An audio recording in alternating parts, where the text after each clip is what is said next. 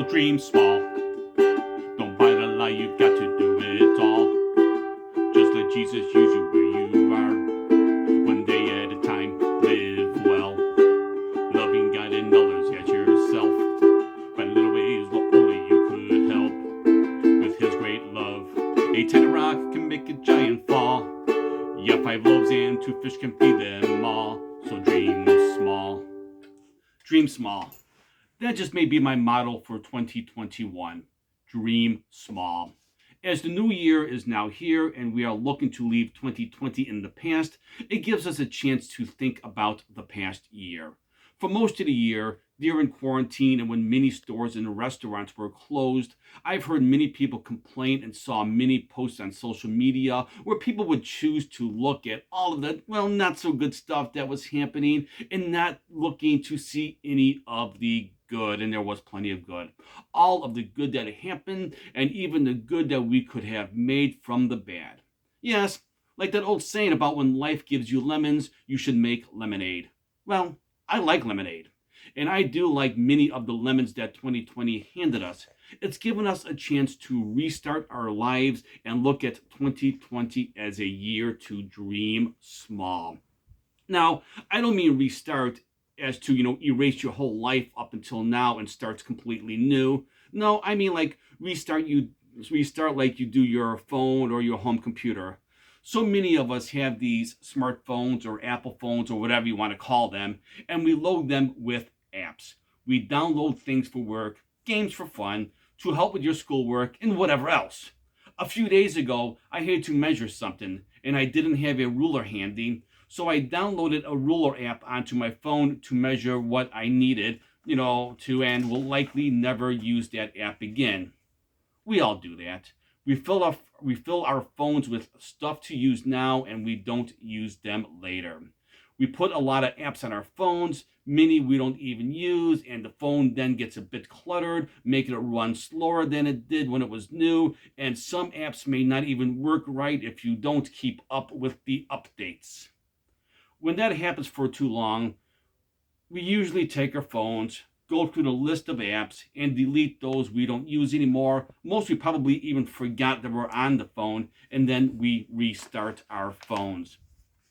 When we do this, as the phone comes back on, it puts all the files back into order and cleans up the inside of your phone so it starts to run like new again. We get rid of what we don't need, keep what we do need, and everything starts to run good again. I'm looking at going into the new year of 2021 as a way of restarting my life. Getting rid of what I no longer need, so what I do need will hopefully run a little bit better. 2020 started off like any other year, but then mean old virus came to us. Kind of like how a virus could come, to your phone. All of a sudden, things we're used to being there were no longer there. We couldn't go out to eat, to sporting events, or even the movies. School was being done over your computer while you stayed home, as well as many of your parents' jobs, I'm sure. Some of us found ourselves without a job, while others had to find new ways to do their jobs. Life, as we knew it, slowed way down and needed a cleanup and restart. While so many chose to look only at the bad, I decided to take those lemons, sweeten them up a bit, and make me some delicious lemonade. One thing that happened to me with all the restaurants being closed was I found the love I once had for home cooking was still there. I wrote more songs and created more art with the extra time on my hands. I found ways to stay connected with my Girl Scouts troop and to all of you in the children's ministry at First UMC using my phone and Facebook Live. Soon, hopefully, things will start reopening and life will get back to normal. Just like a phone, I'm taking this time to look at what life apps I have and to see what I still need. My family, home, and jobs, they will stay. My passion for home cooking and creating art, I'm hoping will stay. There are many things that, during the pandemic and quarantine, was taken away, and to be honest, I don't miss them, so I'm good with them not being a part of my life anymore. I even took that opportunity of free time and home cooking to exercise a bit more and to eat foods better for you.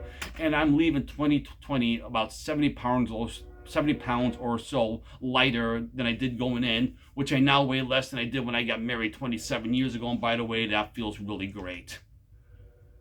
Just like the song, I'm hoping that 2021 will be my chance to dream small and I won't buy the lies that I must do it all. With that, I can say that my time with Girl Scouts isn't over. My wanting to go to pastor school to one day tend to a church flock of my own, well, that app has been deleted and I can't see that happening anymore.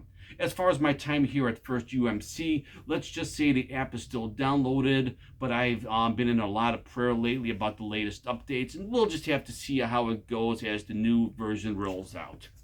However, when all is said and done, I'm calling 2020 a winning year for me, and I'm hoping and praying that 2021 will build up from there. Let's pray. Lift your heart in sweet surrender to the God who is waiting to shower you with blessings. Lift up your soul on wings of joy to the God who is waiting to guide you from the chaos of shadow and into the light of peace that knows no equal. And all the God's children say,